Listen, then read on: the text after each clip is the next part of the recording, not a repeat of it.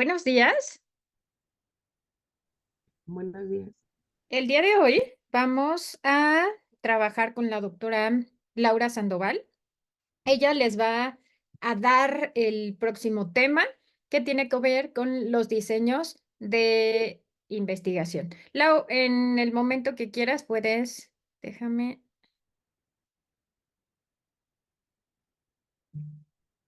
en el momento que quieras puedes compartir pantalla. Muchas gracias, doctora. Buenos días a todos. Pues es para mí realmente un honor poder participar con todos ustedes. Agradezco muchísimo la invitación por parte de la doctora Roy, del doctor Rivas, del doctor Andrei, y espero que en esta sección podamos retomar lo que ya tuvieron la oportunidad de revisar previamente respecto a los diseños metodológicos. Entonces, me gustaría que entre todos vayamos generando un recuento de la información respecto a los diferentes diseños metodológicos y para eso vamos a pues necesitar su ayuda. Si hubiera en cualquier momento alguna duda, algún comentario o pues alguna situación respecto a audio o video, por favor háganmelo saber para tratar de resolverlo de forma oportuna. Y bueno, sin más, vamos a dar inicio. Tenemos en realidad el tiempo pues limitado para revisar muchos aspectos relacionados con los diferentes diseños metodológicos.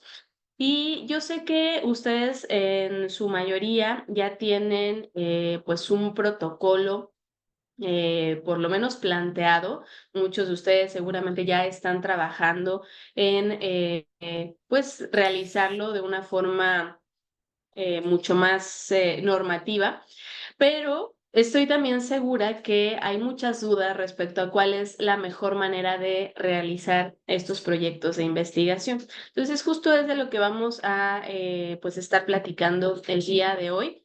Voy a compartir una pantalla, realmente es una pantalla en blanco porque la idea es que entre todos vayamos pues formulando estos conceptos importantes.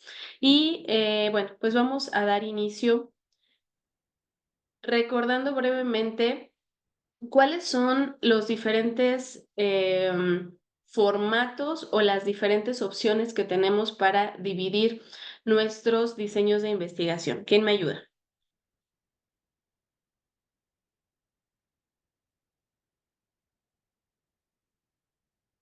Y no importa que nos equivoquemos, no importa que Pues en el, a en lo el mejor no video sea que la nos, respuesta correcta. Ujú.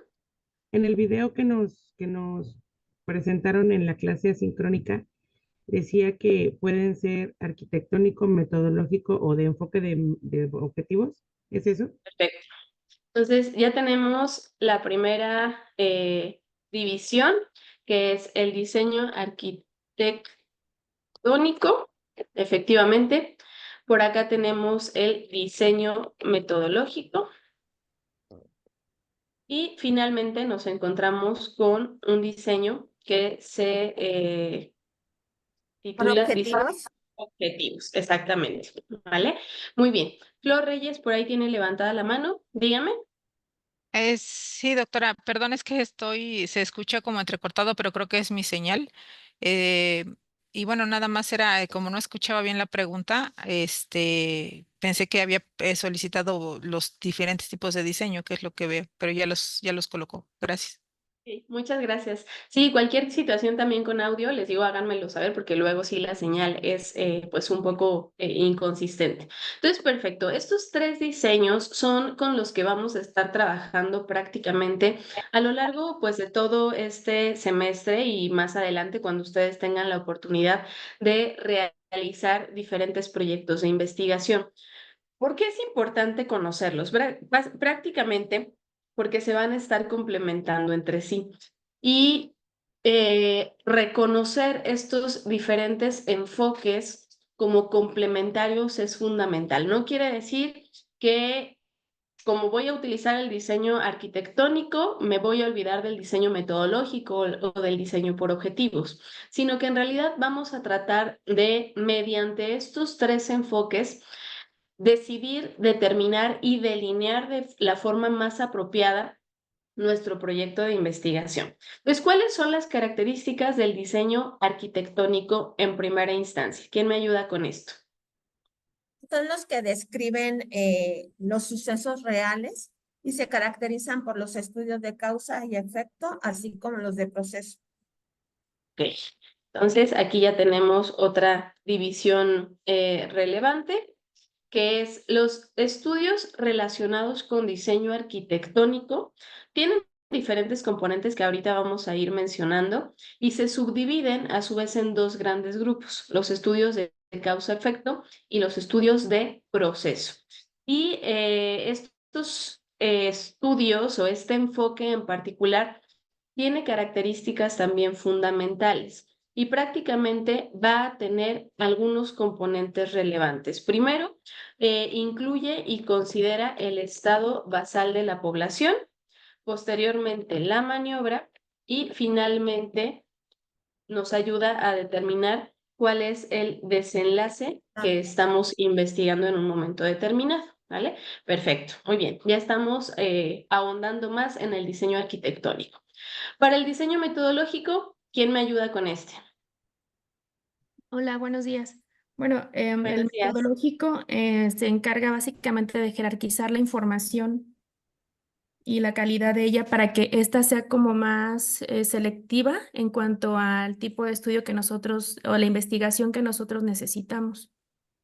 Exactamente. Entonces, aquí prácticamente podemos nosotros identificar cuál es el diseño más adecuado para cumplir, en fin de cuentas, pues con ciertos objetivos que vamos a tener como parte de nuestro proceso de investigación. Entonces, aquí jerarquizamos, como muy bien nos señalan, cuál es el diseño que me permite responder esta pregunta de investigación con la mejor calidad metodológica. Y aquí Ensayo encontramos clínico. entonces, exacto, el ensayo clínico. ¿Qué otro diseño podemos incluir aquí? Cortes, Estudio de corte. Ajá, ¿cuál casos y más? controles, Ajá, y y finalmente la encuesta. encuesta transversal. Perfecto. Entonces, prácticamente nosotros de esta forma podemos ir revisando cómo los diferentes diseños metodológicos nos ayudan a cumplir ciertos objetivos. Y es donde pasamos ahora sí a nuestro diseño por objetivos, que cuáles son esos objetivos habituales, los que tenemos en la práctica clínica. Recuerden que el encargo es investigación clínica en este momento. Estudios de prueba diagnóstica, pronóstico, tratamiento de Ok, riesgo de causal. pronóstico, tratamiento, etiología y diagnóstico, Agente, ¿cierto? Son prácticamente los más importantes. Entonces, hasta aquí, respecto a las características generales, digamos, de cada una de estas formas de catalogar los diferentes diseños, ¿hay alguna duda? Adelante, Yadira, por favor. Sí, la verdad es que tengo tengo un poquito como que la duda sobre la diferencia entre el arquitectónico y el diseño por objetivos, porque mencionaba que el arquitectónico, una de sus características es que busca la causa y efecto, y en el diseño por objetivos, también por las características que menciona, es como también del factores de riesgo o agente causal. Entonces yo lo encuentro de alguna manera un poquito ligado al, pues el agente causal básicamente es ver eso, ¿no? Como la causa y el efecto que va a provocar. Entonces sí tengo así como esa duda. Cierta duda. Sí, en realidad, como les mencionaba, son diseños complementarios. No es que solamente voy a utilizar el diseño arquitectónico y entonces dejo fuera el diseño metodológico y el diseño por objetivos, sino que terminan, a fin de cuentas, integrándose todas las características, todos los conceptos para ayudarnos a una cosa, lograr que nuestra investigación sea la más adecuada para responder una pregunta de investigación con los recursos que tenemos en ese momento. porque ya platicaban un poquito en el video que tuvieron la oportunidad de revisar, de que pues todos quisiéramos hacer ensayos clínicos, ¿no? La verdad es que todos quisiéramos hacer un ensayo clínico controlado, aleatorizado, doble ciego, en el que tuviéramos la oportunidad de responder de forma absoluta nuestra pregunta de investigación. Pero la realidad es que no siempre es factible por recursos económicos, por recursos temporales o incluso porque el mismo precepto ético no me lo permite. Y ahí es donde utilizamos estas opciones para decidir, ok, ¿qué otro diseño metodológico, por ejemplo, me permite responder esta pregunta de investigación que planteo en mi diseño arquitectónico y con qué objetivo? Prácticamente esa es la forma de ir complementando la información. Entonces, bueno, voy a borrar estos datos iniciales y vamos a abordar ahora un poquito más a profundidad el diseño arquitectónico. Entonces, Pregunta, el por diseño... favor. Una pregunta. Adelante, María Luisa, por favor, sí. Las intervenciones educativas, por ejemplo, entrarían en una maniobra. ¿O Sí, no claro, sería las intervenciones educativas son una maniobra y aquí incluso pueden ser una maniobra que sea asignada por el investigador o podría ser algo observacional, algo que de forma natural ya ocurra en el entorno que estoy investigando? Entonces, sí, por supuesto, las maniobras no solamente incluyen administración de medicamentos, sino que van mucho más allá con, por ejemplo, intervenciones clínicas, educativas, etcétera. ¿Vale? Gracias. Muy bien, entonces vamos nuevamente a nuestro diseño arquitectónico y hablábamos de que está constituido prácticamente por tres componentes fundamentales: el estado basal, la maniobra y finalmente el desenlace. Cuando ustedes plantean una pregunta de investigación, la sugerencia es que esta pregunta y por supuesto de manera subsecuente su título, su hipótesis y sus objetivos incluyan estos tres componentes para que cualquier persona que revisa el texto que ustedes están elaborando tenga muy claro desde el principio cómo va a estar conformada su investigación, cómo va a estar conformada, por supuesto, su pregunta de investigación y a partir de esto, cómo se puede ir resolviendo. Entonces, el estado basal, ¿cómo se define? ¿A qué se refiere el estado basal?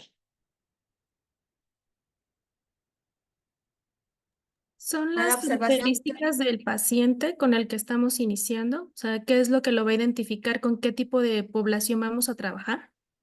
¿Ok? Es prácticamente lo que yo voy a considerar para incluir a un sujeto en mi estudio. Entonces podemos hablar aquí no solamente de criterios de inclusión, sino también de criterios de exclusión. ¿Qué cosas no me permiten incluir a un sujeto? Porque a lo mejor pueden incluso sesgar el estudio, o porque éticamente no es correcto, o porque no forma parte del espectro de sujetos que requiero para poder responder mi pregunta de investigación. Son todas aquellas características que ustedes posteriormente van a tener que incluir como parte de sus variables. Por lo tanto, la primera sugerencia que yo les haría es establezcan su diseño arquitectónico de manera clara, porque esto les va a facilitar en gran medida poder realizar no solamente después su pregunta de investigación, la formulación de sus objetivos, el título de su investigación, la hipótesis, sino también determinar claramente cuáles son las variables que necesitan para responder esa pregunta de investigación, generar su tabla de variables y finalmente realizar un análisis estadístico mucho más pulido.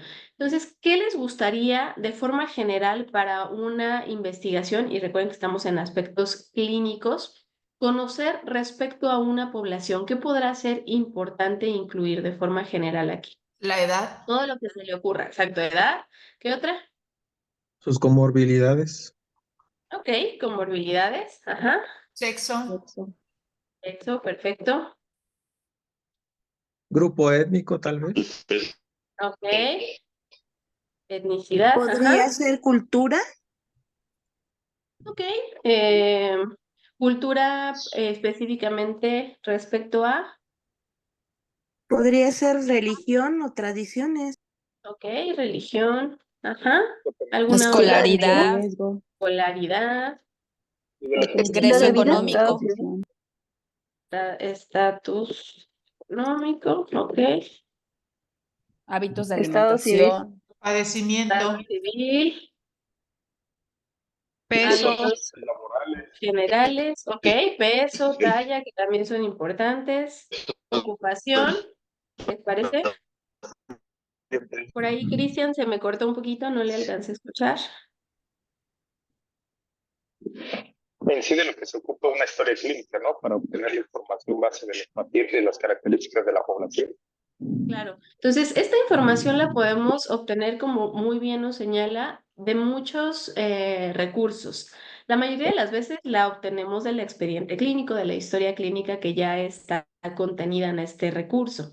Pero otras veces, pues nosotros tendremos que realizarla de forma intencionada, sobre todo cuando estamos en estudios prospectivos. Entonces, bueno, aquí tenemos ya, de forma general, seguramente nos faltan algunas otras que tendrán ustedes que ir complementando, enfocándolas mucho más a detalle en los objetivos que ustedes necesiten para responder su pregunta particular de investigación. Vamos a dejar por ahora estas de acá. Y vean cómo yo ya tengo por lo menos 1, 2, 3, 4, 5, 6, 7, 8, 9, 10, 11, y como las comorbilidades son un montón, pues vamos a decir que al menos tengo 20 variables incluidas en este primer momento que yo tengo que revisar, porque por supuesto cada uno de los pacientes o cada uno de los sujetos de investigación que incluya van a tener una edad diferente, distintas comorbilidades,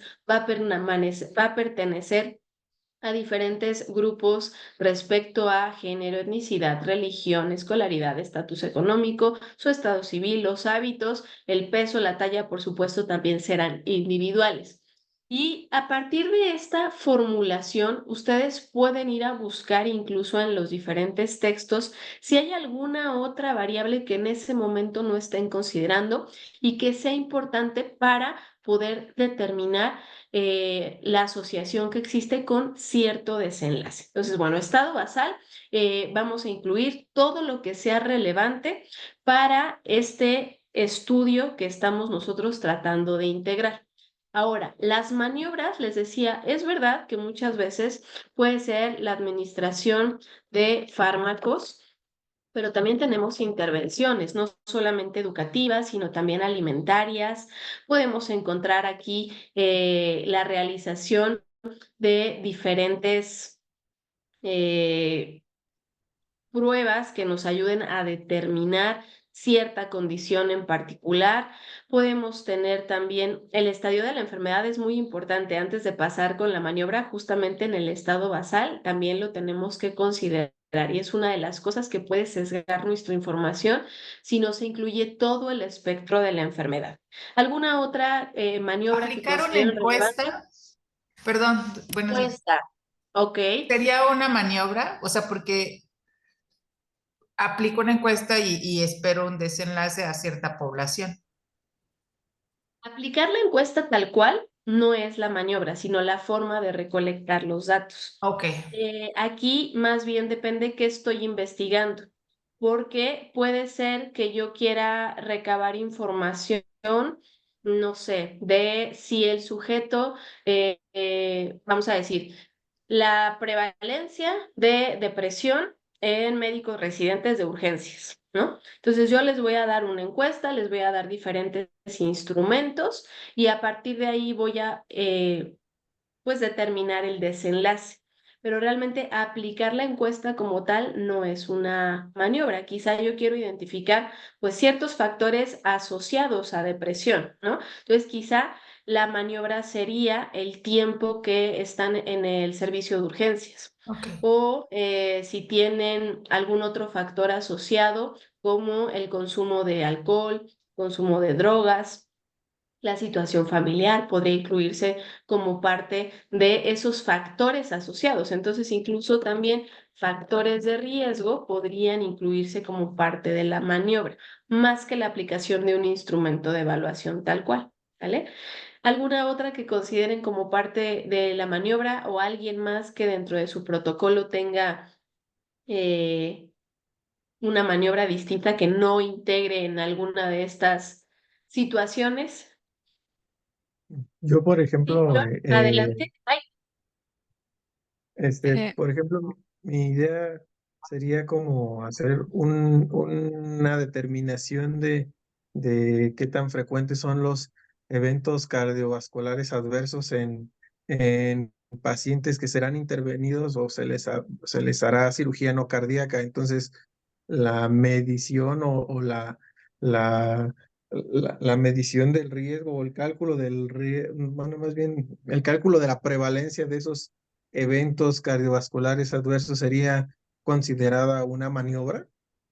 en realidad los eventos adversos ahí son su desenlace y Ujú. la maniobra sería en sí, puede ser el procedimiento, si es que se realizan distintos tipos de procedimiento, a lo mejor a algunos sujetos les voy a aplicar un procedimiento estándar y a otros voy a empezar a utilizar un procedimiento novedoso o innovador, ¿no? Entonces ahí la maniobra sería justamente el procedimiento y mi desenlace, los eventos cardiovasculares adversos, ¿vale? Muy Sí, bien. Flor, por ahí había levantado la mano. sí, doctora, tal vez sería valorar el desempeño de alguna escala o de alguna prueba diagnóstica. Ok, por supuesto que aquí pruebas diagnósticas también se incluyen y nada más recordemos que si estamos hablando o planteando de un estudio de prueba diagnóstica y en general de un estudio que nos va a permitir comparar dos maniobras, requerimos forzosamente incluir en el caso de pruebas diagnósticas, un gold estándar y en el caso de maniobras que se estén comparando entre sí, pues al menos una que se utilice de forma habitual, que sea mi estándar, y la nueva que estamos investigando. Entonces, denme un segundito, por aquí me parece que la doctora Roy nos tiene algo que decir. Veo que tiene levantada la mano desde la coordinación clínica. No, perdón, no soy la doctora Ay, Roy. ay, perdón, muchas gracias.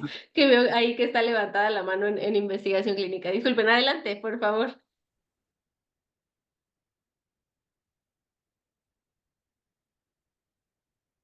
Eric Flores. Sí, ¿sí me escuchan? Sí. Ah, ok.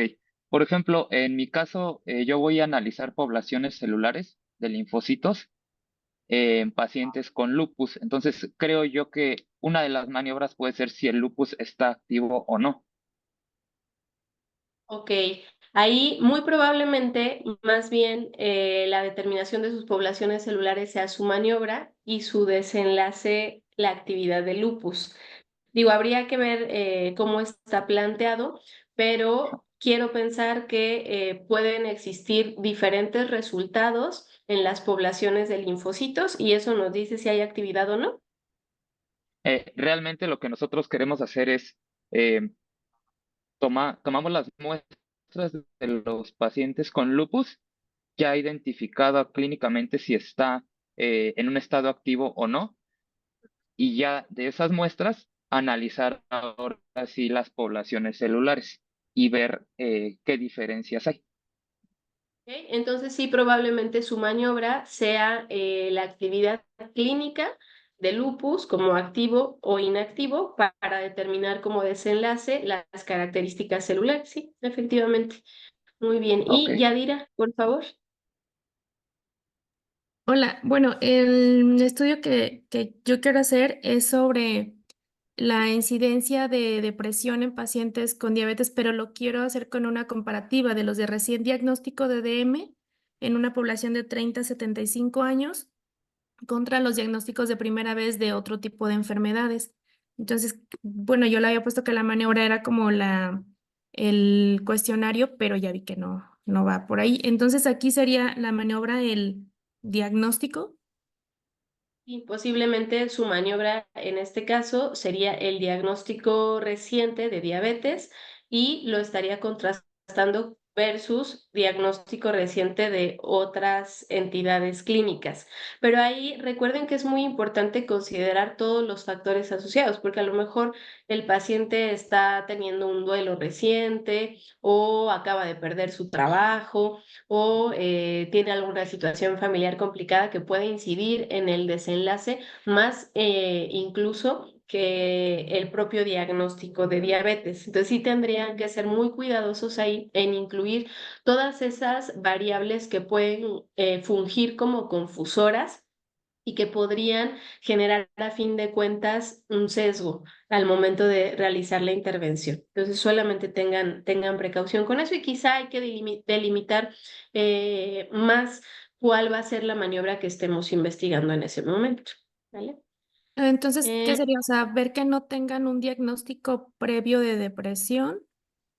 Eso sería parte quizá del estado basal. No es eliminarlos, sino determinar si esa variable es importante para su desenlace o no y considerarla. Entonces ahí quizá realizar algún score, depende cómo plantee su estudio, si es un estudio de cohorte, si es un estudio transversal, posiblemente tenga que utilizar instrumentos diferentes. ¿Puede eliminar a todos los que ya tengan diagnóstico de depresión previo? Sí, sería una de las maneras en las que podría controlar un poco los sesgos. Pero sí ahí yo creo que hay muchas variables asociadas que pueden estar afectando el desenlace. Solamente hay que considerarlas. Gracias. Ujú. Y por acá dice A Flores. Hola, soy Andrés.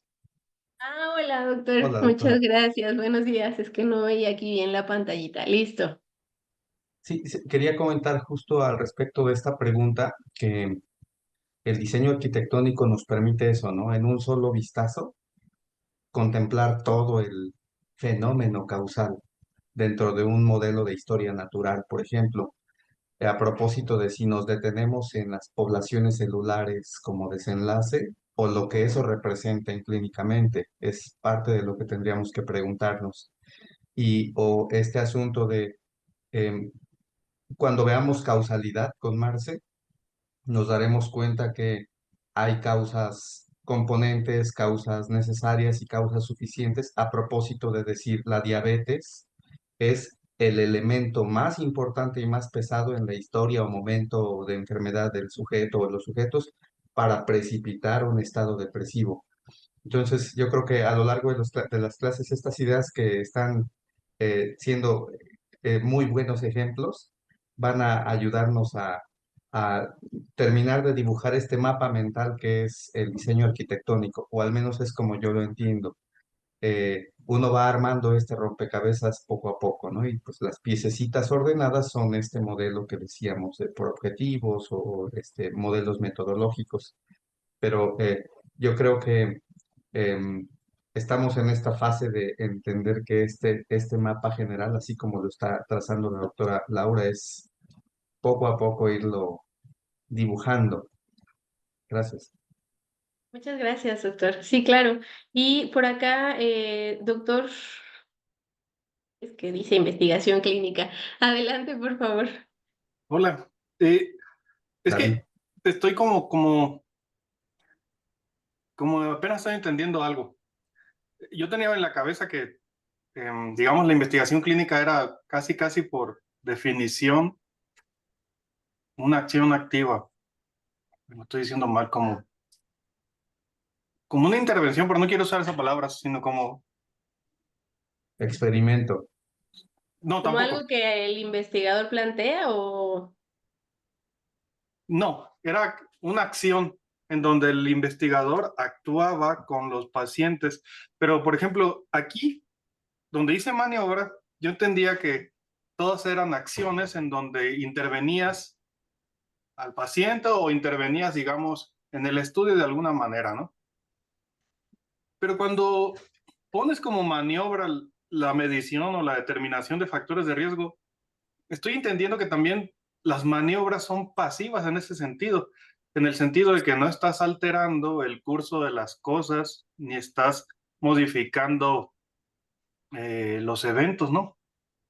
Claro. ¿Lo estoy entendiendo bien? Sí, justamente, exactamente. Aquí vamos a verlo en un momentito más, pero realmente la maniobra incluso nos ayuda a determinar qué tipo de diseño, ya no ahora arquitectónico, sino metodológico voy a realizar. Y esto complementa la manera en la que yo voy a plantear mi proyecto desde el inicio.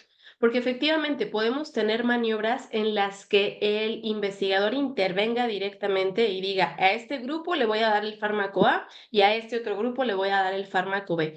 Y tengo varias maneras de decidir cómo voy a realizar esta selección de mis grupos. La mayoría de las veces, y lo ideal es que fuera mediante aleatorización. Pero también existe la posibilidad de que el investigador diga, yo no voy a alterar lo que está ocurriendo de forma natural en la población, solamente voy a recabar los desenlaces relacionados con esa exposición que el sujeto ya está teniendo, o por decisión propia, o porque tiene una exposición ambiental, o por cualquier otra causa.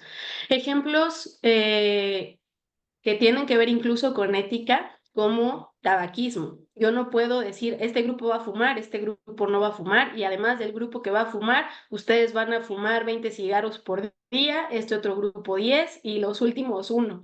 Sino que ahí, ¿qué nos queda cuando esas intervenciones no son pues fáciles de asignar o dirigir directamente por situaciones éticas? Ver qué es lo que está ocurriendo. Entonces, si esta población tiene cierto factor de riesgo per se, yo puedo utilizar esos datos, esa información, para seguirlo en el tiempo o recabar información de forma retrospectiva y determinar definitivamente si hay una asociación con el desenlace. Entonces, exactamente, dependiendo de la intervención que haga el investigador sobre la maniobra, yo voy a tener estudios experimentales, donde sí yo como investigador determino a qué maniobra se va a someter cada grupo, o estudios observacionales, en los cuales solamente verifico qué está pasando, hago seguimiento y puedo generar incluso alguna asociación con ciertos desenlaces. Entonces, no sé si más o menos quedó un poquito menos complicado el asunto. Muy bien. Por acá tenemos más manitas levantadas. María Luisa, por favor. Hola, buenos días. Sí, me surgen también muchas inquietudes como a mis compañeros porque entiendo que estamos analizando el diseño y que puede ser el diseño arquitectónico o el diseño metodológico o el diseño por objetivos. Y ahorita que estamos revisando este diseño arquitectónico, partimos del estado basal, la maniobra y el desenlace. Pero comentaba incidencia, por que la incidencia debe seguir el diseño metodológico cohortes, y es ahí donde surge mi confusión, porque lo estaríamos poniendo, desarrollando en un diseño arquitectónico. Ok, Creo que ahorita, sí, ahorita vamos para este punto que realmente está relacionado más con el desenlace, de cuándo uso incidencia, cuándo uso prevalencia. Entonces, vamos en un segundito para allá, no se me pierda, y continuamos con esa respuesta. Por acá, Ram, Sí, buenos días. buenos Buenos días. días. Este, aquí la pregunta que me surge es, ¿cómo distinguir entonces entre el estado basal, por ejemplo, las comorbilidades y la maniobra factores de riesgo? ¿Cómo saber Ujú. en cuál va a ir ubicado en el estudio en el que estemos haciendo? ¿Dónde vamos a ubicar Cada uno. Sí, aquí en realidad tiene que ver con una decisión del investigador. Vamos a suponer que yo quiero determinar si la hipertensión, vamos a decir, se asocia con infarto agudo de miocardio, ¿no? Digo, ya se conoce la respuesta, pero supongamos que ese es mi planteamiento. Evidentemente la hipertensión forma parte de las comorbilidades, pero en este caso yo como investigador estoy decidiendo que esa va a ser mi maniobra, que eso va a ser lo que voy a documentar para determinar si hay una relación con este desenlace que quiero investigar. Entonces, en realidad tiene que ver con el investigador, lo que ya se conoce y cómo planteo este diseño arquitectónico. ¿Puedo incluir incluso varios factores de riesgo como maniobra? La respuesta es sí. Yo podría incluir no solamente la hipertensión, sino tabaquismo, obesidad, a lo mejor actividad física o sedentarismo, si el paciente tiene dislipidemias, todo eso lo podría incluir como maniobra. Entonces, ¿forma parte de mi estado basal de alguna manera? Sí, porque son consideraciones que los pacientes van a presentar, pero voy a tener sujetos que presenten y que no presenten ese desenlace. Y cuando yo, perdón, esta maniobra, y cuando yo hago la relación entre qué sujetos con esos factores presentaron el desenlace, qué sujetos sin esos factores presentaron el desenlace, y hago ahora sí análisis estadísticos para determinar la asociación, puedo ver esa relación. Pero aquí la respuesta sería, depende del investigador, de cuál sea su objetivo y definitivamente de si es importante para el desenlace que está investigando. Entonces, los factores de riesgo forman parte del estado basal, por supuesto, pero en algunos casos se consideran tan importantes que pueden asociarse directamente con un desenlace y los tengo que considerar como parte de mi maniobra. Es decir, pueden estar en ambas partes, porque digo, eso no, la hipertensión, por tomar el ejemplo que puso, no deja de ser un estado basal del paciente. Un estado basal, claro. Ustedes van a hacer, y esto lo van a ver más adelante, varias tablas cuando hagan sus estudios o sus resultados. La tabla 1 les va a incluir el estado basal de la población y ustedes van a decir, de todos los pacientes que yo incluí en mi estudio, el 60% fueron hipertensos, ¿no? Entonces, esa es mi descripción del estado basal. Después van a hacer una siguiente tabla donde comparen cuántos sujetos que presentaron el desenlace fueron hipertensos y lo van a contrastar con cuántos sujetos sin el desenlace fueron hipertensos. Entonces vamos a decir, de los que sí tuvieron infarto con elevación del segmento ST, el 70% fueron hipertensos y de los que no lo tuvieron, el 40% fueron hipertensos. Entonces, efectivamente, no deja de estar dentro de su estado basal, pero se contrasta posteriormente con el resultado para ver si existe una asociación. Y muchas veces incluso, ¿qué hacemos? Metemos todos los factores de riesgo o todas las variables que consideramos en el estado basal al análisis para ver si se relaciona con el desenlace. Y a fin de cuentas poder determinar mediante una regresión logística al final de cuentas si en conjunto esas variables son de interés. Entonces, si forma parte de su estado basal y después asociamos o tratamos de relacionar esta maniobra con el desenlace de interés. Muy bien. Y otra Efectivamente. ¿Vale? pregunta, doctora. En el caso para la maniobra, hacer una medición, ¿qué sería la maniobra? ¿Hacer la medición como tal o el resultado de esa medición para determinar si es un factor para el desenlace? Por ejemplo, dislipidemia, Por- digamos. No, bueno, por ejemplo, la idea que tengo es medir el índice de pulsatilidad de la arteria pulmonar para ver si el paciente puede presentar o no falla ventricular derecha en un estado posquirúrgico. El Entonces, resultado de la la maniobra medición, es el medir índice el de índice de pulsatilidad, pulsatilidad o el resultado, el porque resultado. el desenlace va en función del resultado que nos dé la medición, No, sería el resultado.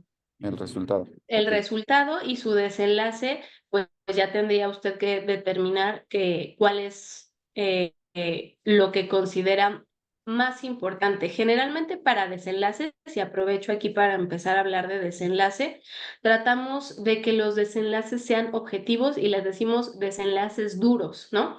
Es decir, cosas que pasan o no pasan, como muerte, como morbilidad A lo mejor pueden poner aquí algunas otras, días de estancia hospitalaria, días bajo ventilación mecánica. En su caso, no sé qué desenlace sea el que considere más adecuado.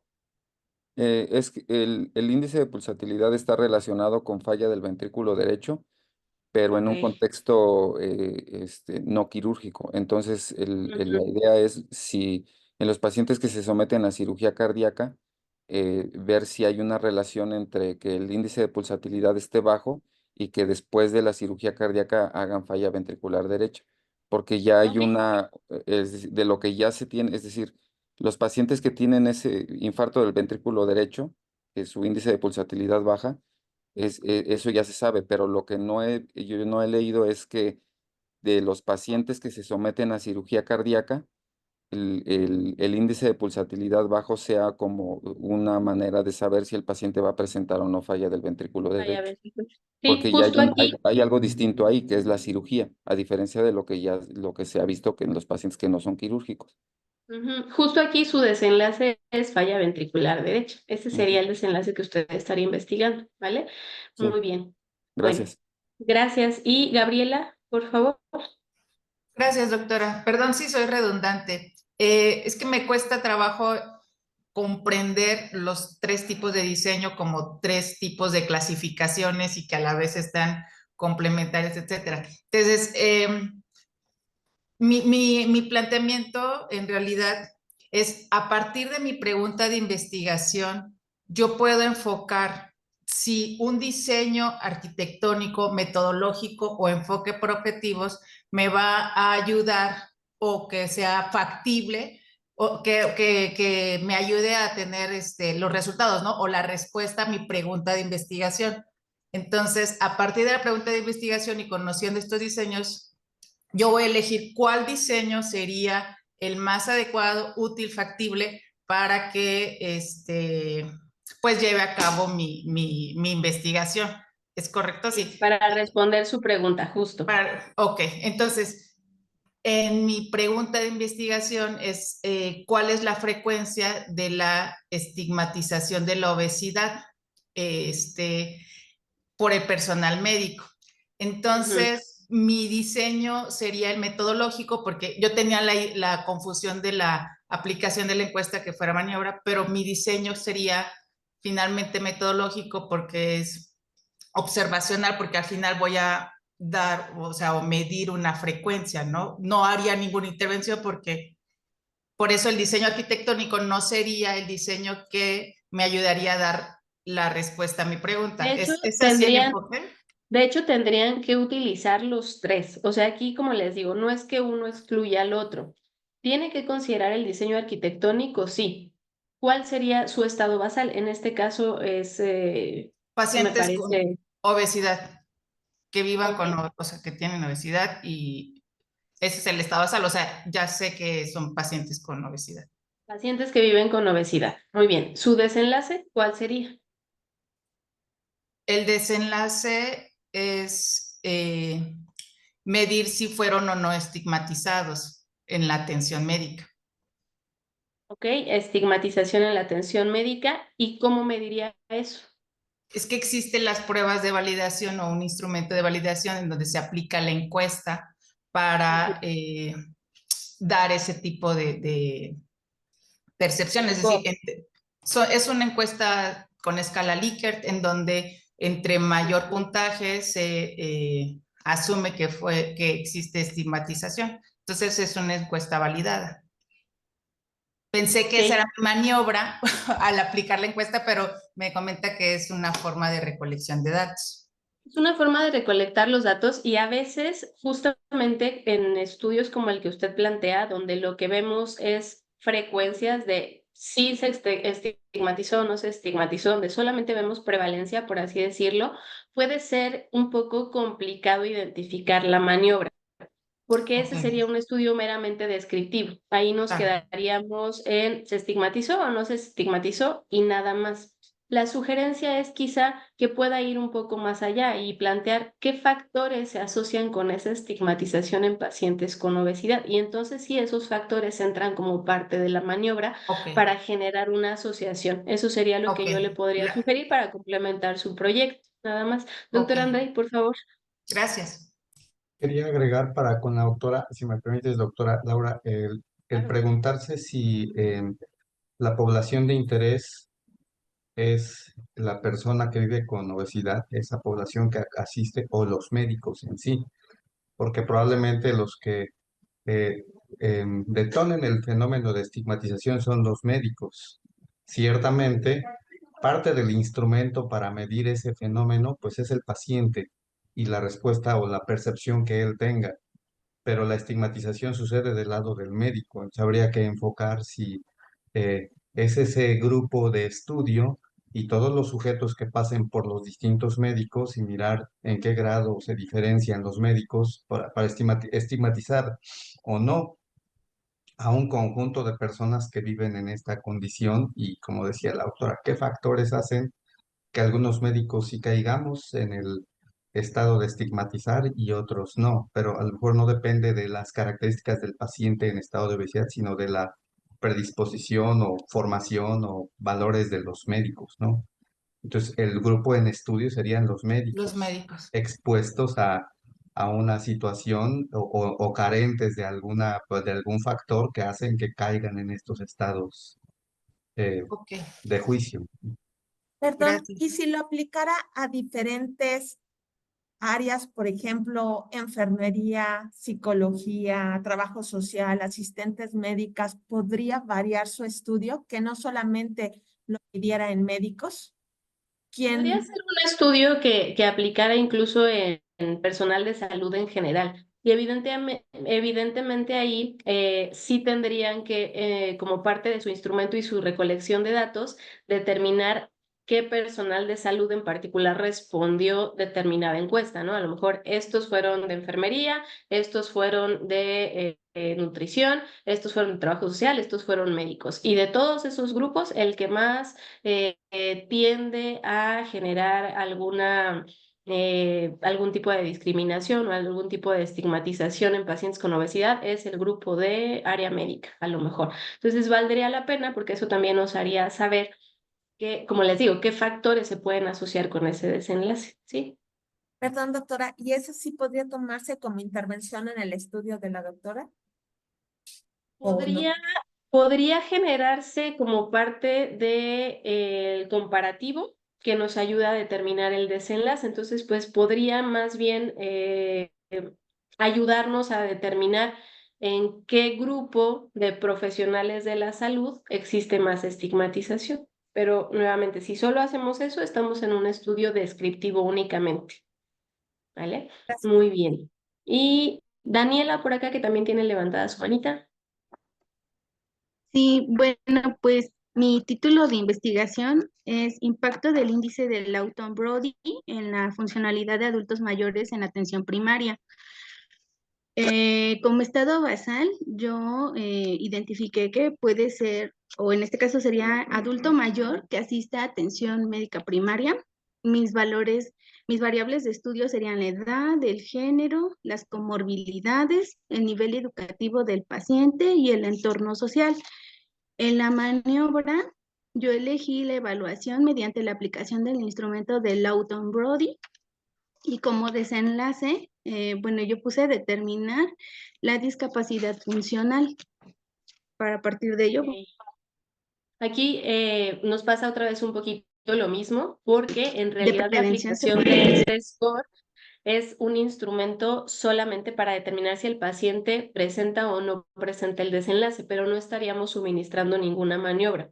Aquí a lo mejor que se me ocurre en este momento, así a bote pronto que podría utilizar, pues quizá actividad física, ¿no? Si el paciente realiza actividad física o no, y a partir de esta maniobra, si presenta o no presenta el desenlace que usted está buscando.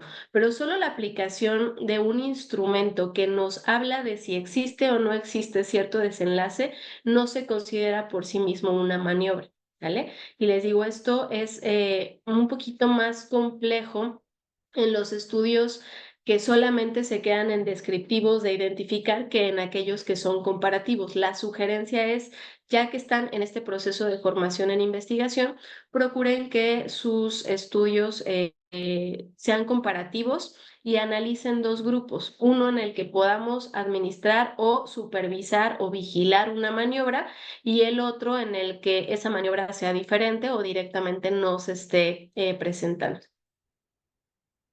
¿Vale? Muy bien. Y Verónica, Gracias. adelante, por favor. Hola, ¿qué tal? Buenos días.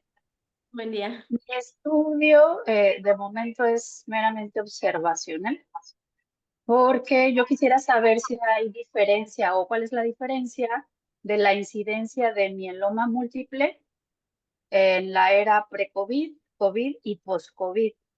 O sea, es algo que yo no tengo claro todavía como para tratar de establecer alguna asociación, pero es algo que he visto, ¿no? En los pacientes que llegan a diario en mi consulta. Entonces, considero que es necesario primero establecer si realmente hay alguna diferencia en la incidencia para en el futuro tal vez tratar de establecer alguna asociación. Entonces, Claro. no sé si yo deba dividirlo en dos estudios o intentar abordar todo desde el principio. En realidad, sus estudios, todos los que están participando en este momento en este curso, van a tener una fase inicial observacional descriptiva y después pueden llegar hasta un análisis comparativo. Entonces, por supuesto que su estudio primero tendrá que ser cómo se está comportando en frecuencia el mieloma múltiple en pacientes antes del COVID, durante el COVID y después del COVID. Y una vez que tenga esos datos, incluso podría investigar factores asociados. Probablemente los puede recabar del mismo expediente clínico.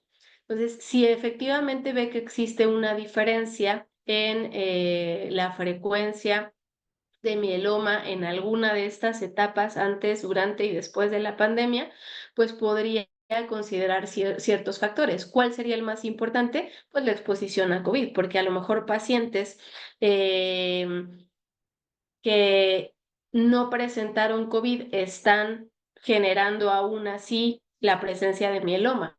Y entonces a lo mejor no es el COVID, quizá fue otra cosa, ¿no? Vamos a pensar que hay otra exposición después del COVID que suscitó que este desenlace se presente de manera más frecuente. Entonces aquí esta sería la sugerencia. Lleven a cabo obviamente su estudio de manera inicial de forma descriptiva y después pueden plantear estas asociaciones.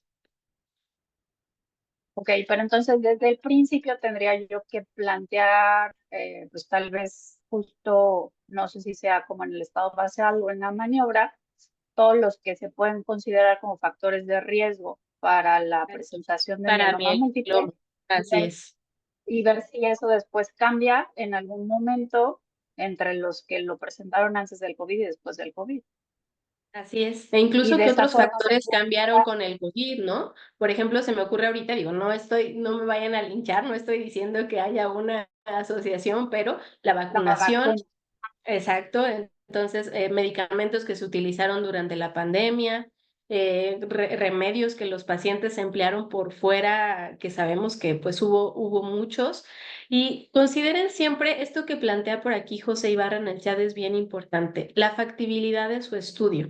Recuerden que necesitamos que sean estudios factibles, que tengamos la información suficiente, la capacidad en cuanto a infraestructura para llevarlos a cabo, el recurso económico y la cantidad de pacientes que van a necesitar, porque si sus muestras son demasiado grandes, quizá en este periodo de tiempo que tenemos, pues el proyecto no se pueda concluir de forma completa. Entonces, solamente para que consideren esos aspectos, ¿vale? Bueno, entonces, ¿alguna otra pregunta de estado basal, maniobra y desenlace? Desenlace, la verdad es que nos faltan muchísimos, ¿eh? Ustedes podrían incluir, por ejemplo, que el paciente desarrolle alguna enfermedad en particular, todas las que quieran, todos los tipos de cánceres que se les ocurran. Podemos encontrar aquí, les decía, días de estancia hospitalaria, días bajo ventilación mecánica, complicaciones, lesión renal aguda, presencia de infecciones agregadas, etcétera. Aquí el desenlace puede ser muy variado y va a depender de cuál sea el objetivo que ustedes tengan. Sí, adelante, doctor, por favor. Por ejemplo, lo que yo estoy planteando es un estudio observacional en donde vamos a buscar, todavía no lo tengo tan claro, pero estamos buscando si hay alguna correlación o asociación entre la distancia distancia geográfica, distancia de personas con enfermedad renal crónica y fuentes de exposición. Entonces, para mí el desenlace no sería ni tan clínico en ese sentido, sería más como distancia o agrupaciones en conglomerados espaciales. Su objetivo es determinar si cierta área geográfica se asocia con la presencia de enfermedad renal crónica, si estoy entendiendo bien. Sí, o con un aumento en la frecuencia. Ok, aunque sea entonces su ligero. desenlace sería enfermedad renal crónica y su maniobra, la ubicación geográfica de su población. Va a tener que Ah, ok. comparar sujetos que estén, no sé, a determinados kilómetros contra sujetos que estén a otra distancia y ver cuál es el desenlace, que en este caso sería la presencia de enfermedad renal crónica. ¿Vale? Muy bien. Sí, muchas gracias. ¿No? ¿De qué? Hugo, por favor. Hola, buenos días, muchas gracias. Buen día. ¿Tiene alguna pregunta? Veo que tiene ahí su manita levantada. Perdón, es que no tenía prendido mi audio. Sí, igual, ahí me queda una duda, porque por ejemplo yo voy a hacer un estudio comparativo que prácticamente pues es de casos y controles en pacientes que desarrollan delirium en una unidad de cuidados intensivos. Mis casos serían, más bien también, no sé cómo plantear ahí lo de la intervención, porque es respecto. Una vez que nosotros hacemos la escala por la cual vamos a plantear que aquellos pacientes desarrollan delirio, el tratamiento estándar, que es dar el tratamiento solamente cuando ya desarrolló el delirio, versus un tratamiento profiláctico. De acuerdo a lo que está descrito en las guías, sin hacer innovación de medicamentos como tal, pero en realidad no hay nada descrito como tratamiento profiláctico para el desarrollo del delirio y es lo que nosotros estamos llevando a cabo. Entonces, estaba buscando mi estudio para plantear bien la pregunta de investigación. Y ahí, evidentemente, su estado basal pues, serían pacientes ingresados a un La área unidad de de cuidados hospitalización, intensivos. unidad de cuidados intensivos, gracias, con todas las características que eso implica, incluyendo las patologías por las que están ingresados. Su maniobra efectivamente tendría que estar planteada en tratamiento estándar versus, a lo mejor ni siquiera es un tratamiento profiláctico tal cual, ¿no? De fármacos, sino intervenciones específicas podría ser, y su desenlace podría ir dirigido a lo mejor a si presenta o no presenta delirio, o en el caso de que ya lo haya presentado como el tratamiento estándar, podría ser duración del delirio, días de estancia en unidad de cuidados intensivos o incluso alguna otra complicación adicional como caídas, que también se puede presentar en estos pacientes. Es lo que yo de primera instancia podría llegar a sugerirle. Ok, gracias. ¿Vale? Bueno, y me encanta que ya aquí en el chat tenemos una observación muy importante. Dice, ¿el diseño arquitectónico podría ser parecido al método PICO? La respuesta es sí. Efectivamente, aquí estamos tratando de incluir todos los componentes que a fin de cuentas van a formar parte de nuestra pregunta de investigación. Y recuerden que en el método PICO incluimos, por supuesto, la población que se va a incluir, la intervención el comparativo, que eso es parte de la maniobra a fin de cuentas, y el outcome o el desenlace. Entonces, es una forma en la que ustedes podrían llegar a generar esta secuencia de procesos mentales para ayudarnos a entender mejor el diseño arquitectónico, si se parece o tiene mucho que ver con la pregunta o con el método PICO para plantear nuestras preguntas de investigación. Entonces, bueno, hasta aquí. Ya hemos hablado un poquito del estado basal, de la maniobra y del desenlace, de cómo en el diseño arquitectónico yo empiezo a darme cuenta si mi maniobra va a ser experimental u observacional. Y a partir de ahí también puedo empezar a decidir qué diseño metodológico voy a utilizar. Porque si es un diseño arquitectónico cuya maniobra es experimental, de entrada yo ya sé que ahí sí voy a tener que realizar un ensayo clínico. Si es observacional, esta maniobra tengo que determinar si la voy a contrastar contra algo. Y si la voy a contrastar contra algo, entonces tengo dos posibilidades respecto a mi planteamiento de diseño metodológico. Estudios de cohorte y estudios de casos y controles.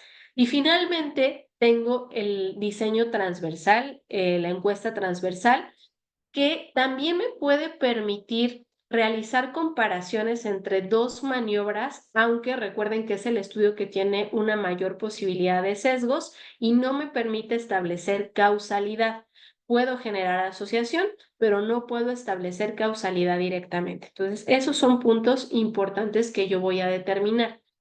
Respecto al diseño arquitectónico, ustedes tienen que considerar 4 puntos. Primero, la maniobra, como ya vimos, si es experimental o si es observacional.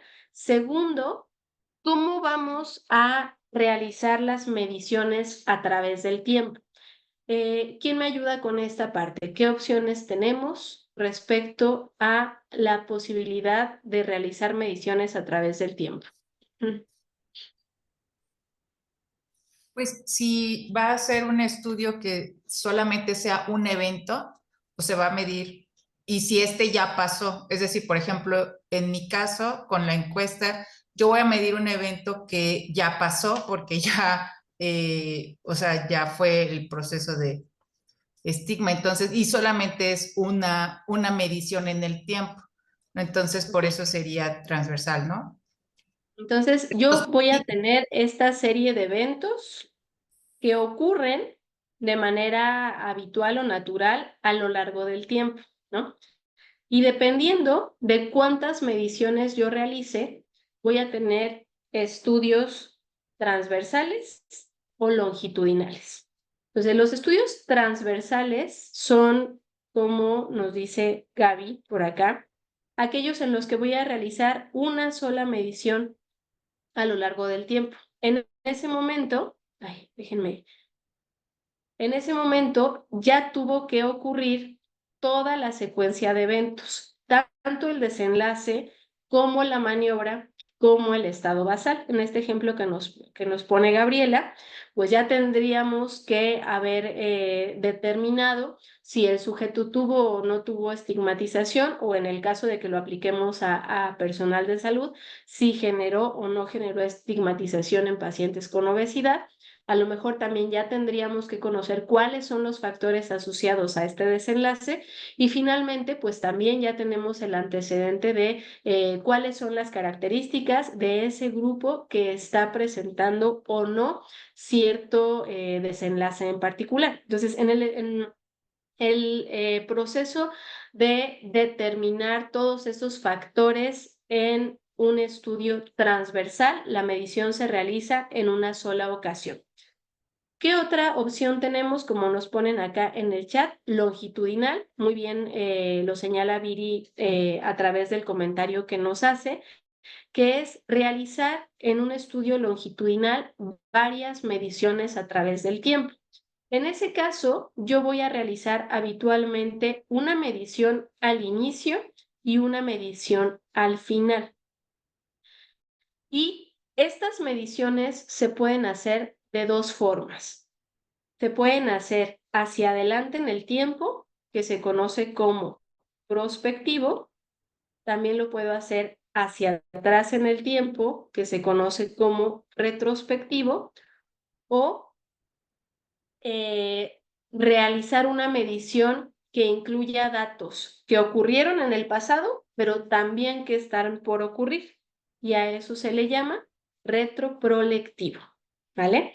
Entonces, a partir de estas mediciones, y esto era lo que por acá comentaban hace un ratito, no recuerdo el nombre de quién era quien nos estaba haciendo esa observación, a partir de decidir cuántas mediciones voy a realizar en el tiempo, yo voy a determinar ahora sí mi desenlace, particularmente con medidas de frecuencia. Y aquí tengo dos posibilidades en cuanto a medidas de frecuencia.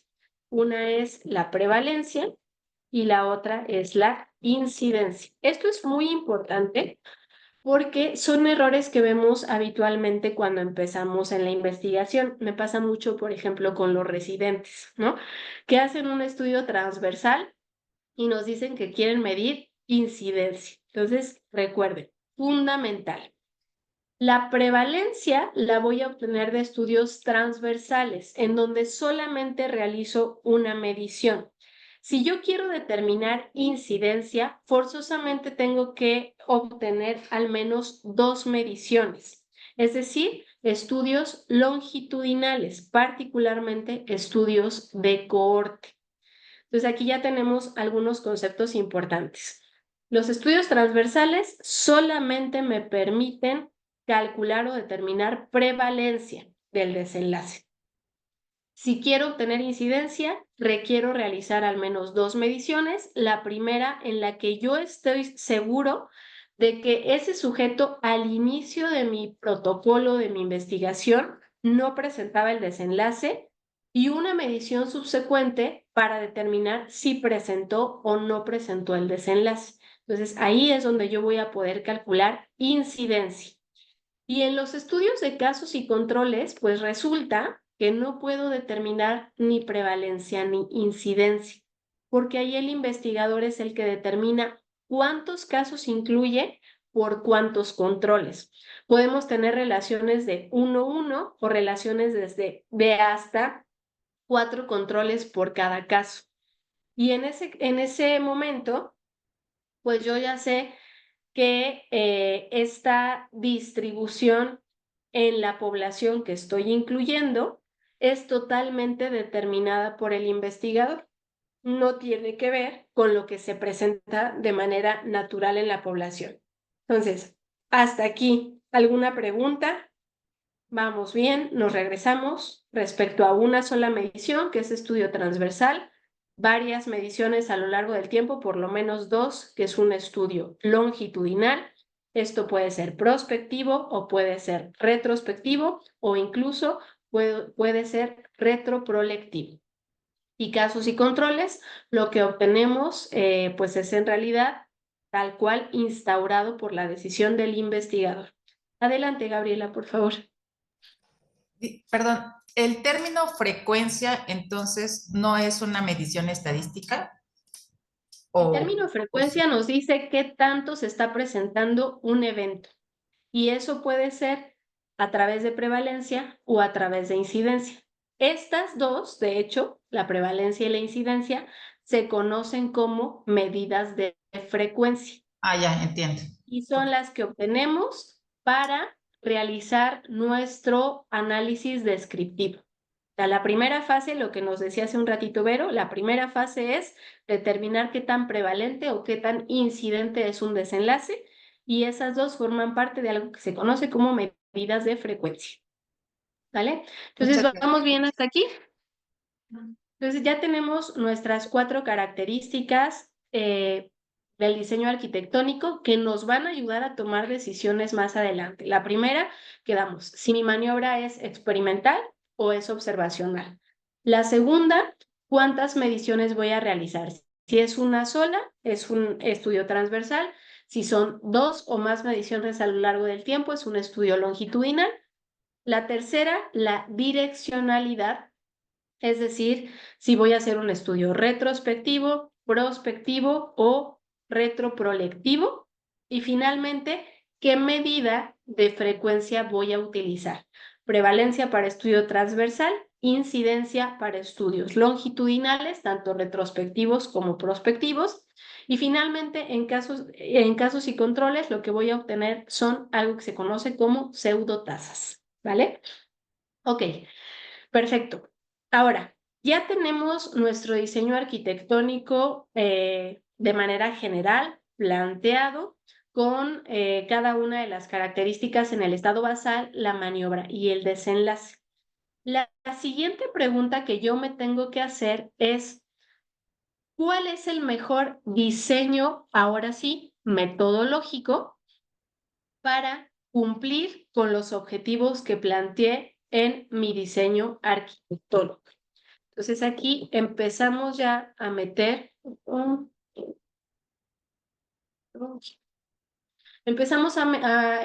meter o introducir este otro concepto y esta otra forma de clasificar a nuestros proyectos. Quizá yo ya tengo una pregunta planteada. Alguien que me ayude con su pregunta, alguien, si quieren alguien diferente que no haya participado para que sea más ameno para todos. Por acá nos dice, si la población de pacientes que se va a estudiar son casos nuevos diagnosticados, ¿aún es prevalencia? No, si son casos nuevos, eso es incidencia. Prevalencia es sujetos que ya presentan el desenlace en un periodo determinado de tiempo. ¿Vale? Muy bien. Entonces, ¿quién nos ayuda con su pregunta de investigación o con el... Verónica, adelante. Hola, justo con respecto a ese último comentario. O sea, si son casos nuevos es incidencia, aunque solo vaya a ser yo la determinación en un momento. O sea, es decir, voy a tomar el periodo, no sé, de 2019 a 2021. Y ahí voy a agarrar los casos nuevos. Eso es incidencia. Si solo va a ser una medición, es decir, yo agarro 2019 a den 2021. A final del 2021 me meto a revisar todos esos pacientes y veo quiénes en ese periodo tuvieron el desenlace. Solo una medición es prevalencia. Es prevalencia. Aunque sean casos nuevos, o sea, de nuevo diagnóstico. Porque yo no puedo estar seguro de que esos pacientes antes de esos 2 años no tenían la enfermedad. ¿Cómo tendría que hacerlo si fuera incidencia? Empiezo a... Ahora, ¿por qué no raya en la pantalla? Si fuera incidencia, ¿cómo lo tendría que hacer? Empiezo en este momento y determino, voy a incluir, no sé, 60 pacientes. Estoy segura porque ya hice estudios de que ninguno de esos 60 tiene mieloma múltiple en este caso. Veo en el próximo año si alguno de esos, siguiendo con su proyecto, si alguno de esos pacientes desarrolla COVID. Y a fin de ese año vuelvo a determinar quiénes desarrollaron mieloma y quiénes no. Eso es incidencia, porque yo estoy segura en este momento que estoy empezando mi estudio que esos pacientes no tienen el desenlace. ¿Vale?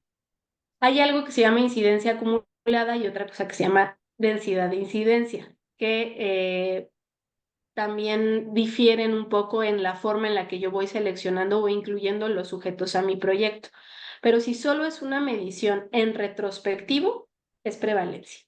Adelante, doctor Andrei, por favor. Aunque son casos nuevos. Ok, gracias. Hay una mnemotecnia. Tomar en cuenta que para hacer un estudio de prevalencia, que suele ser transversal, uno fotografía, ¿no? Fotografía a la población y en ese congelado de tiempo, que es un solo instante, uno cuenta a los sujetos. Esa es la prevalencia. Y entonces cuando hablamos de incidencia, que implica que sea longitudinal, hay un acotamiento de tiempo. Y la mnemotecnia es una imagen de una llavecita tirando gotas en una tina. La tina se va llenando de agua. Entonces uno mide la prevalencia en la cantidad de agua que hay en la tinita. pero las gotitas que van cayendo, a esas uno le pone un cronómetro y entonces puede contar en ese tiempo, cuántas gotitas cayeron y eso es la incidencia. Pero ¿qué otra cosa puede modificar la prevalencia o el nivel de agua? La mortalidad, porque se va perdiendo también el recuento de los casos prevalentes, así que no es fija la cantidad. Por eso es que si uno fotografía una población hoy sobre COVID, la prevalencia hoy es distinta a la de dentro de un mes, porque tanto llegan casos nuevos como se pierden algunos. Entonces, al final son dinámicos los términos, pero en función del número de veces en las que uno examina o si mete la variable tiempo o no, es que cambia la percepción de esos recuentos. Lo prevalente entonces es lo que en un instante congelado podemos contar, ¿no? Y como decía la doctora Laura, la manera en la que la dinámica, la velocidad con la que esas gotas caen, o hasta el tamaño de las gotas, o si son dos tipos de gotas, o si un solo paciente representa dos casos en un periodo de tiempo, ya es lo que hace diversificar los tipos de incidencia. Pero de grosso modo, o al menos a mí me ayudó recordar esto, ¿no? Que la prevalencia es el número de casos que uno cuenta en una instantánea de la población. Lo demás ya es implicar un periodo de tiempo. La incidencia siempre debe acompañarse de un periodo de tiempo, de tal año a tal año, de tal mes a tal mes. La prevalencia es solo el momento en el que tomaste la foto y no tendrías que mencionar un rango de tiempo. Pero espero no haber enredado el asunto. Gracias, doctor. Para nada, muchas gracias, doctor. No sé, Vero, si contestamos más o menos la pregunta. Más o menos. Es que todavía no me termina de quedar claro. O sea, voy a ver yo pacientes que tienen el diagnóstico, o sea, de reciente diagnóstico, por épocas de tiempo. Simplemente para saber si hay alguna diferencia. O sea, yo en lo que veo día a día me da la impresión de que hay un aumento de mieloma múltiple después del COVID y de la vacuna. Pero pues lo tengo que demostrar, o sea, no nada más puedo decir yo, pareciera ser que después del COVID aumentó el mieloma, o sea. Y entonces lo que quiero establecer, quiero pensar yo que es la incidencia, porque son casos nuevos durante ciertos periodos de tiempo. Claro que a mí no me va a constar si yo diagnostico al paciente en 2023, si él lo tenía desde el 2020. Y ahí la enfermedad surgió antes del periodo en el que yo lo diagnostiqué, entonces no le puedo atribuir la enfermedad a lo que yo estoy tratando de medir, o sea, si es la relación con el COVID o con la vacuna. Pero entonces sería un estudio de prevalencia en determinadas épocas, o sea, en determinados periodos, ¿no? Pero no voy a incluir los casos ya prevalentes, o sea, los que ya existen, sino los que diagnostique yo como nuevos. Entonces, ahí ese término de nuevo diagnóstico es el que me genera controversia entre si es incidencia o prevalencia, porque no voy a incluir a los que ya estén diagnosticados. Previamente, sí, no, pero aquí yo sí le sugeriría, siempre que hacemos un estudio de incidencias, porque yo estoy seguro que en ese periodo de tiempo, cuando inicié la recolección de los datos del paciente, no tenía ese desenlace en particular, ¿no? Yo sigo pensando que sería un estudio de prevalencia. ¿Qué va a hacer? Comparar diferentes prevalencias en diferentes momentos, antes de la pandemia, durante la pandemia y después de la pandemia. Entonces, para mí sería un estudio de prevalencia. ¿Vale? Muy bien. Cristian, por favor, adelante. Y qué rápido se va el tiempo Hola, cuando uno buenos días. está entretenido. Adelante, buenos días. Buenos días, sí, realmente, bueno, mi pregunta de investigación es, en en la esclerosis lateral amiotrófica existe mayor compromiso respiratorio agudo en pacientes que tuvieron al inicio del diagnóstico el fenómeno split hand, durante el primer año de evolución de la enfermedad. Esto, pues, ahora sí quiero ver de los pacientes que, pues, en teoría se les diagnostica durante su primer año de evolución de los síntomas esclerosis lateral amiotrófica, ver si tienen este índice que es un índice neurofisiológico donde nos permite ver que hay mayor degeneración cortical de la motoneurona y que nos puede ayudar a predecir. Y esos pacientes, obviamente, se toma el primer estudio y durante su evolución, pues llegaron a tener un compromiso respiratorio vulvar más acelerado que los pacientes que lo tuvieron negativo. Okay. ¿Qué estudio es? Perdóname. Es un estudio donde, bueno, se evalúan como los potenciales motores del nervio mediano y cubital, pero bueno, en el nervio mediano se ha visto que tiene mayor representación a nivel cortical y a nivel de la médula espinal, y por lo tanto, bueno, se saca un índice entre esos dos potenciales y es de punto 6. Cuando el índice es más arriba de eso, ahora sí es un índice positivo. Pero el chiste es ver si al tener este índice positivo, y en teoría que pues se piensa que pues realmente hay mayor afectación cortical, los pacientes puedan tener un compromiso más acelerado, tanto respiratorio como vulvar de la enfermedad. Perfecto. Ok. Entonces, aquí veríamos que el estado basal de esta población que nos está planteando el doctor Cristian es pacientes que tienen diagnóstico de esclerosis lateral amniotrófica. Es importante aquí considerar qué características harían que yo no pudiera incluir a estos sujetos. ¿Alguna que quieran compartirme? ¿Alguna que dicen, si tiene esta característica, yo considero que no se podrían incluir?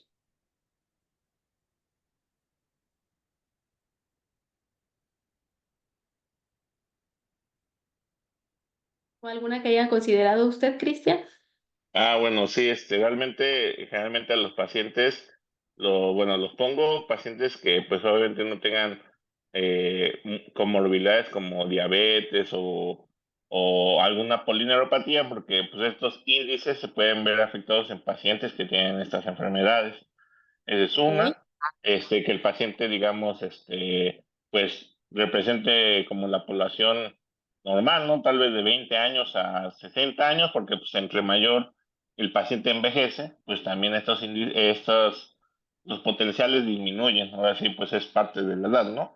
Entonces también pensaría que más o menos de 20 a 40 a 60 años sería como el tiempo en que tomaría la población. Y pues también, bueno, en la enfermedad, pues hay varios subtipos de la enfermedad bueno, si es mayor afectada hacia la motoneurona inferior, hacia la motoneurona superior, pero en sí solo mantendría a los pacientes que tienen una forma generalizada, esos pacientes que pues tienen tanto motoneurona superior e inferior, y pues tienen un inicio como nosotros llamamos típico de la enfermedad. Ok, perfecto. Entonces, bueno, ya para cerrar esto y no extenderme en el tiempo que tenemos programado en los últimos minutitos, este diseño arquitectónico que nos está planteando el doctor me parece que bastante claro. Tenemos un estado basal de la población bien definido, pacientes con esclerosis lateral amniotrófica, habría que ver en qué estadio estaría incluyéndolos. Me parece que también sería importante determinar todos esos factores que él considera de exclusión, los criterios de inclusión, y después en la maniobra lo que van a realizar es una medición de potenciales motores de nervio mediano y cubital y van a obtener un índice.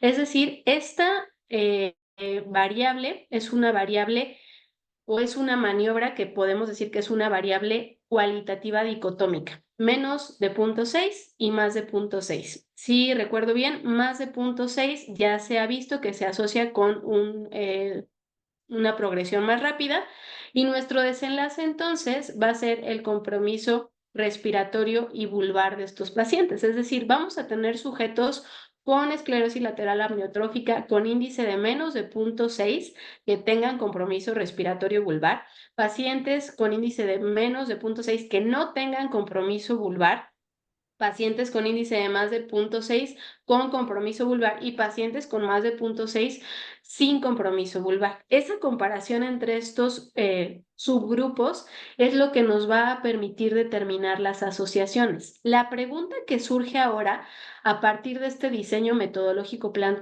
diseño arquitectónico planteado es ¿cuál es el mejor diseño metodológico para responder todos estos datos que necesito obtener? Entonces, ¿qué opinan? ¿Cuál será el mejor diseño metodológico? Quedamos que tenemos opción A, ensayo clínico, opción B, cohorte, opción C, casos y controles, opción D, transversal.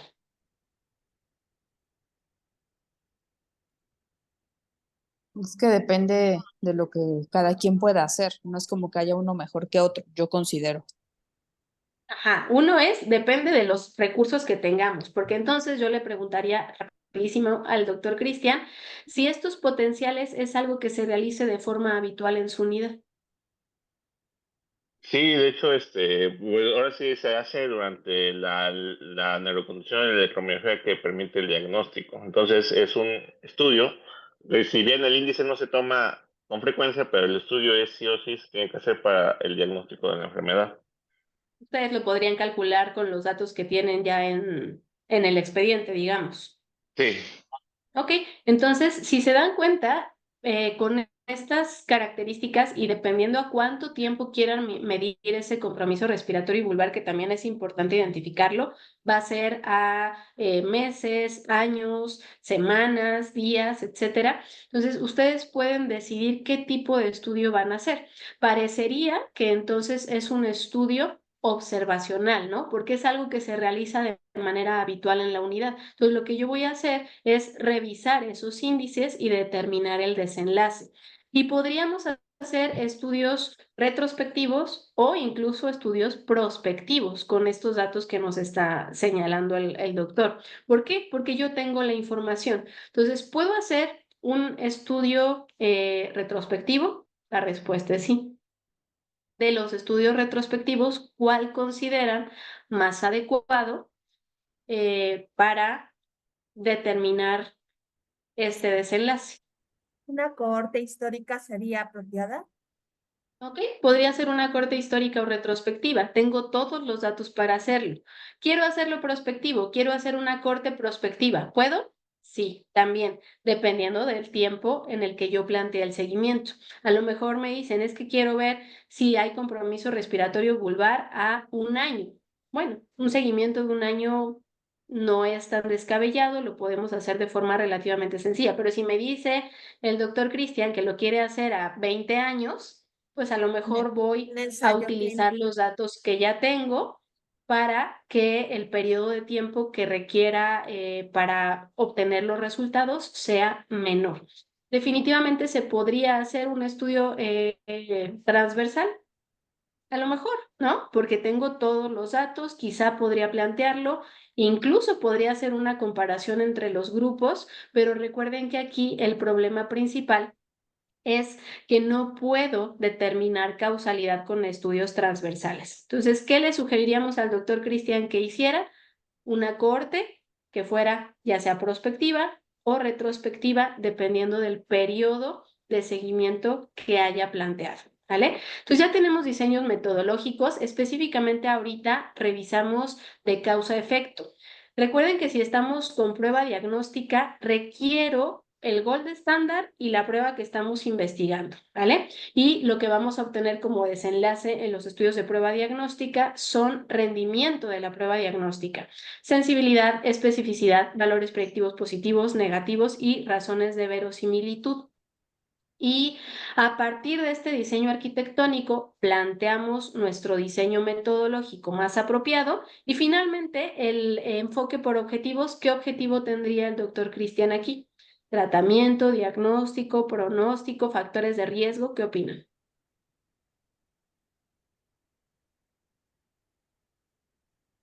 Diagnóstico. Podría ser diagnóstico o incluso pronóstico, ¿no? Entonces, aquí me parece que el planteamiento por objetivos es pronóstico a partir de toda la información que nos hizo favor de proporcionarnos. Entonces, bueno, esa es la manera, así a grandes rasgos, en cómo se relacionan los diferentes diseños metodológico, arquitectónico y por objetivos.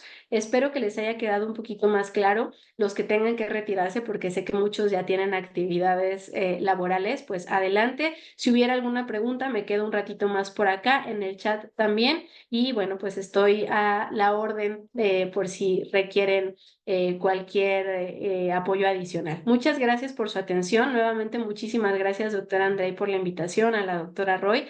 Es para mí siempre un gusto estar por acá. Y pues mucho éxito en todos los proyectos que emprendan de aquí en adelante enfocados a la investigación. Muchas gracias. Gracias. Muchas gracias a ustedes. Nos vemos pronto. Bye, bye. Gracias. Gracias. Hasta luego. Buen día. Gracias. A ustedes. Gracias, Hasta luego. Nos vemos. Hasta luego.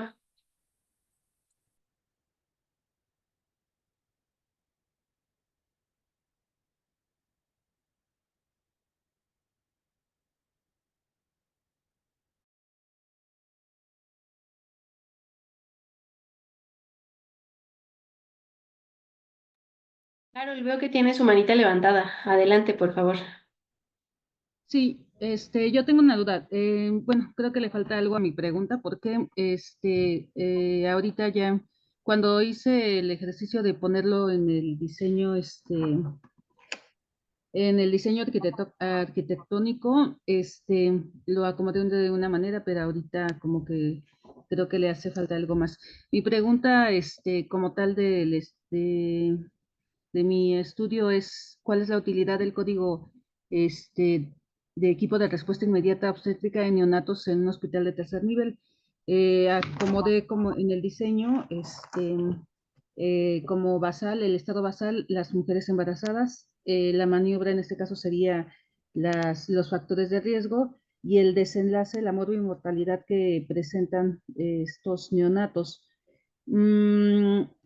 Lo puse como un estudio transversal, pero creo que le hace falta como especificar algo más porque siento que me queda un vacío en esta pregunta o sí, en mi pregunta o en mi estudio, en mi probable en mi pregunta de investigación, como que me queda un vacío, pero no sé cómo ajustarlo. Lo Ok, que quiero ahí, saber. Ujú. ahí nada más, déjenme terminar de entender. Es lo que queremos ver, el desenlace en los neonatos. Así es. El equipo de respuesta, el código ERI, se activa cuando hay algún problema obstétrico urgente, Ujú. por ejemplo, no sé, una preeclampsia, un desprendimiento de placenta, algo que hace que tengan que intervenir a la mujer embarazada y en muchos casos, pues termina con valga la Y algún redundancia, con el desenlace término del adverso. embarazo. Entonces, Ok. lo que quiero saber es qué tan bien o qué tan mal le va a esos neonatos, porque Ujú. pues todo mm, el cuidado muchas veces se da solamente enfocado a la mamá y como que pareciera en algunas ocasiones que se olvida del neonato y cómo le va a ir. Entonces, yo lo que quiero saber es que si de verdad, además de ayudarle a la mamá, nos está ayudando a nosotros, En el si hizo resultado. algo exactamente en el resultado en nuestros niños. Ok, sí, ahí su desenlace me parece que es bastante claro, incluso podría ser como complicaciones neonatales asociadas a emergencias obstétricas en este caso, ¿no? El estado basal, acá tendríamos que plantear si es dirigido a las mamás o si es dirigido al neonato.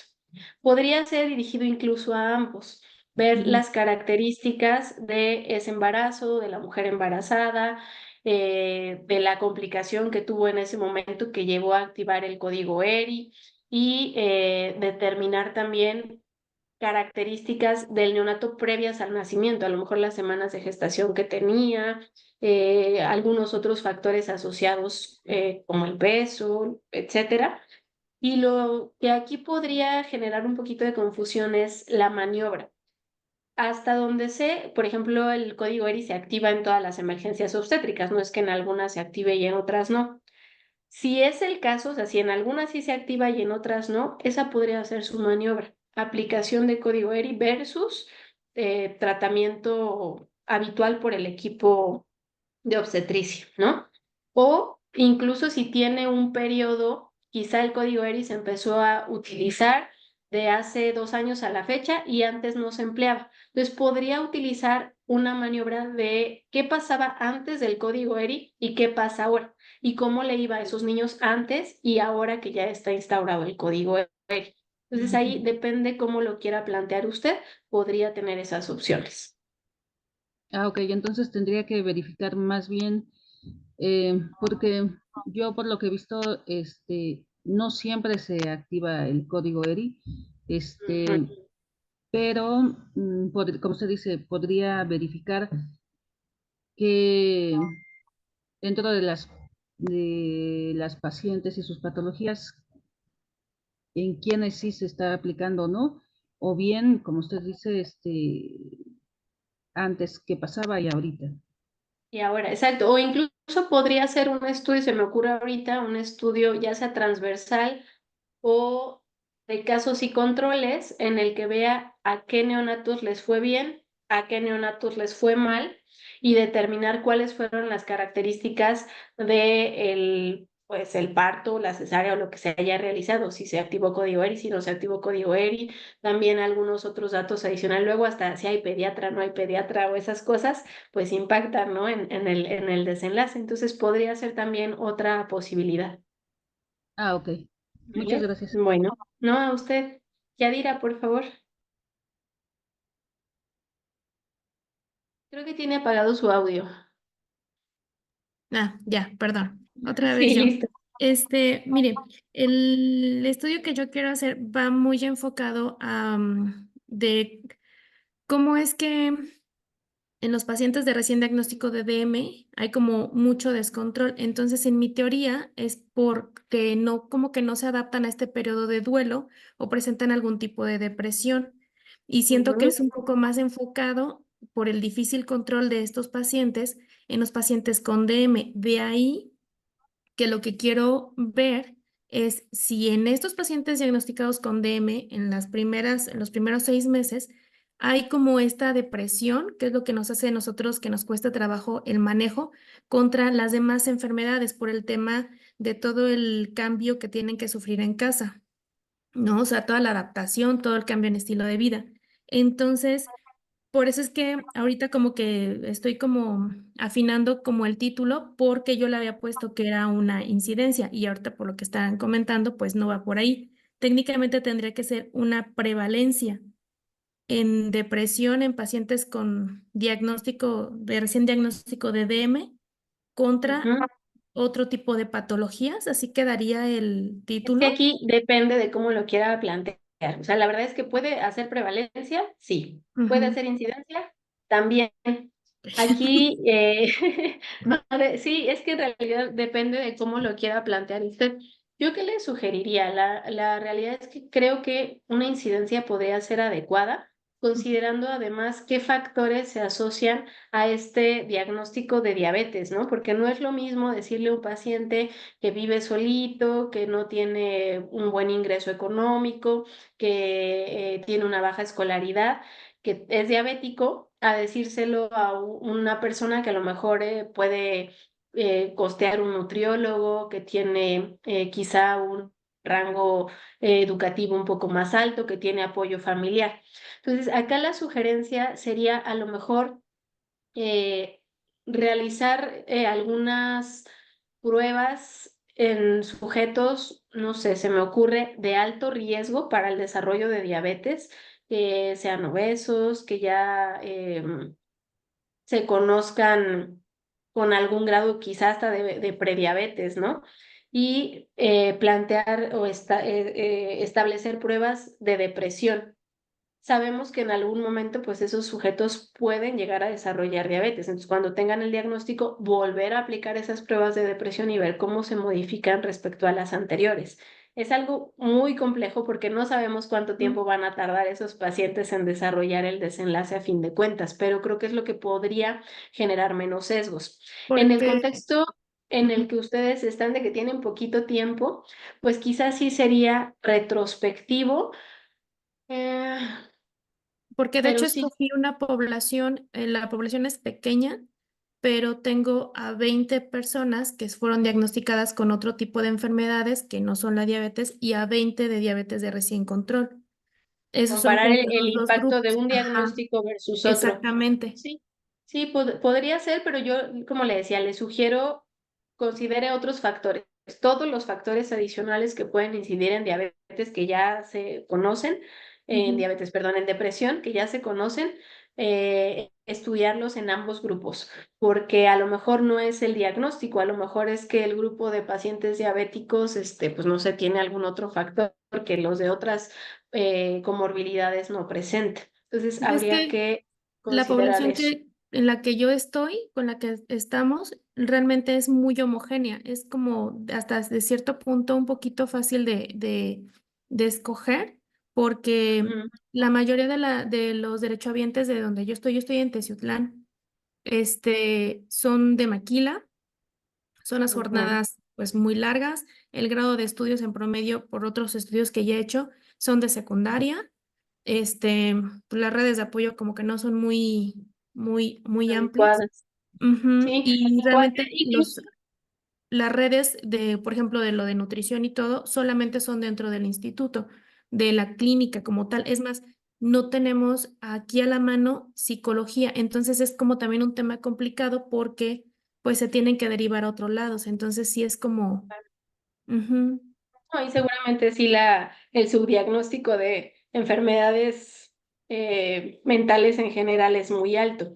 Pues ujú, acá sí, le digo, puede considerar eso, comparar esos dos grupos, pero sí tiene mucho, yo veo de primera instancia muchas variables que pueden generar sesgos, entonces solo considerarlas o plantear un desenlace diferente, quizá incluir pacientes con diabetes, que su maniobra sea con depresión o sin depresión, o sea, pacientes con ujú. diabetes de reciente diagnóstico, con depresión o sin depresión, y su desenlace apego a tratamiento o control de la diabetes a 6 meses, se me ocurre.